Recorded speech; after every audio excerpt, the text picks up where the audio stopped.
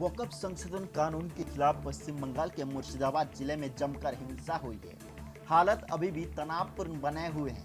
इस बीच हिंसा के मामले को लेकर सुप्रीम कोर्ट में याचिका दाखिल की गई है, जिसमें सांप्रदायिक हिंसा की जांच के लिए विशेष जांच दल यानी कि SIT गठित किए जाने की मांग की गई है। इसके साथ ही कानून व्यवस्था बिगड़ने के मसले पर बंगाल सरकार से स्पष्टीकरण तलब किए जाने की मांग की गई।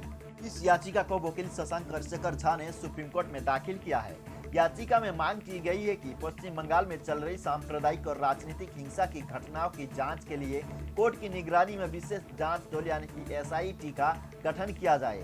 प्रतिवादियों से कानून व्यवस्था की विफलता के बारे में स्पष्टीकरण मांगा जाए और साथ ही पीड़ितों को मुआवजा और पुनर्वास का निर्देश दिया जाए।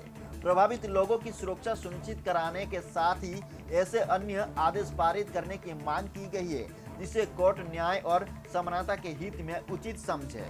मुर्शिदाबाद में हिंसा के बाद अब 24 परगना में प्रदर्शनकारियों और पुलिस के बीच झड़प हुई। बसंती हाईवे पर बैरमपुर में पुलिस ने इंडियन सेकुलर फ्रंट यानी कि ISF के कार्यकर्ताओं को लेकर जा रही एक गाड़ी को रोका, जिससे अशांति फैल गई।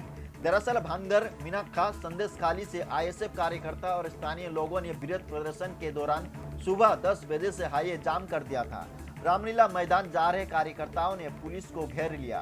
इन्हें तितर बितर करने के लिए पुलिस को लाठीचार्ज करना पड़ा। लाठीचार्ज के बाद हाईवे पर हालात काबू में आ गए, लेकिन उग्र भीड़ ने सोनपुर में पुलिस की 5 बाइक की तोड़फोड़ और उनमें आग लगाई।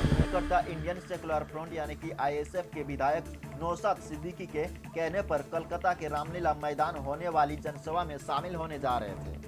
जनसभा के दौरान नौशाद ने यह आरोप लगा है कि भाजपा और तृणमूल कांग्रेस दोनों ही वोट बैंक की राजनीति के लिए पश्चिम बंगाल में धर्म से खेल रहे हैं। इन्हें आर्थिक विकास की कोई चिंता नहीं है। पश्चिम बंगाल में धर्म से खेल रहे हैं, इन्हें आर्थिक विकास की कोई।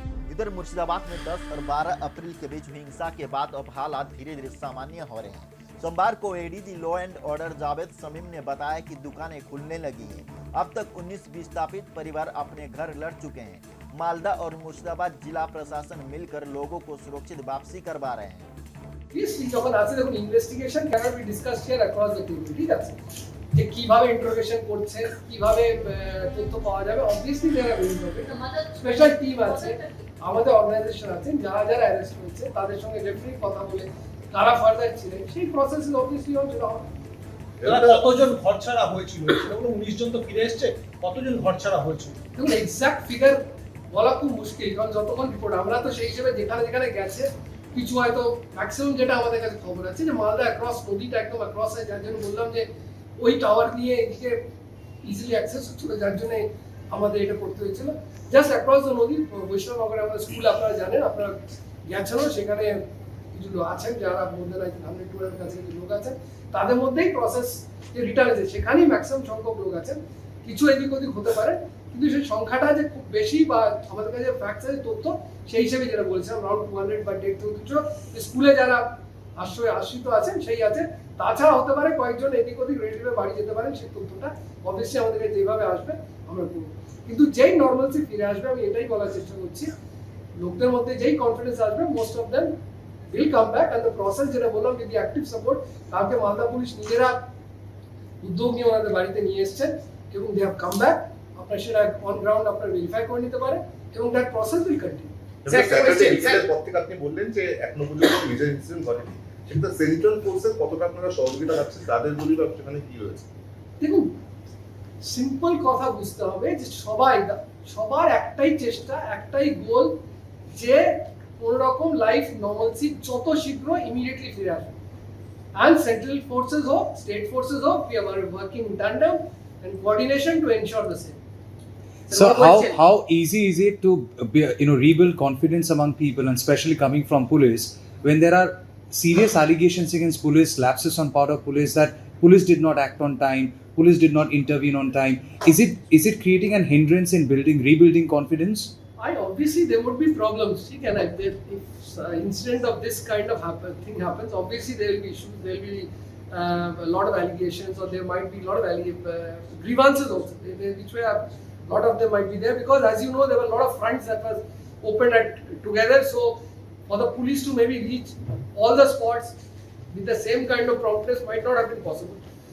Wherever there is lacuna, we have time. We'll investigate each and everything in great detail. But that can be, we can maybe defer it to a certain extent. The first priority, as I'm trying to tell you, is trying to restore normalcy, trying to ensure that people start their normal life as quickly as possible. And we are putting all our energy and channelizing all our efforts to ensure the same. Sir Murshidabad এলাকাতে বিগত কয়েকদিন ধরে যে অশান্তি আপনারা সেটা নিয়ন্ত্রণ করে নিয়েছে, কোথাও গিয়ে কি রাজ্য পুলিশের যে ইন্টেলিজেন্স, সেই ইন্টেলিজেন্স কি ফেলিয়ার হচ্ছে, যে এরকম অশান্তি হচ্ছে কি পুলিশের কাছে আগে থেকে খবর আসছে? আপনারা জানেন যে আমরা লাস্ট 15 ডেজ অনেক কটা ইভেন্টস পরপর লাইন ছিল, কিন্তু এর সঙ্গে যেটা আমরা বলার চেষ্টা করছি, আপনি দেখুন কত কিছু লাইন আপ ছিল। West Bengal is such a diverse state, so many festival, so many people, so many concept, সব সুষ্ঠুভাবে we have been able to accomplish all of them. This incident has happened, which is obviously a very bad thing. We have taken care. যেটা বললাম প্রথম দিনই আমাদের যেটা, কিন্তু যারা সেদিনও বলেছেন যেখানে দরকার হবে will not be dated, তার আগেও যেটা হয়েছে যেখানে আমাদের প্রয়োজন হয়েছে সব রকম অ্যাকশন নেওয়ার চেষ্টা করা হয়েছে, নন লিথাল, লিথাল, সব রকম weapons have been used. We have tried to ensure that peace is restored as quickly as possible, and we are very hopeful. Last দুদিনের যে ঘটনাক্রম চলছে তাতে যে খুব শীঘ্র, খুব তাড়াতাড়ি টোটাল নর্মালসি রিটার্ন টু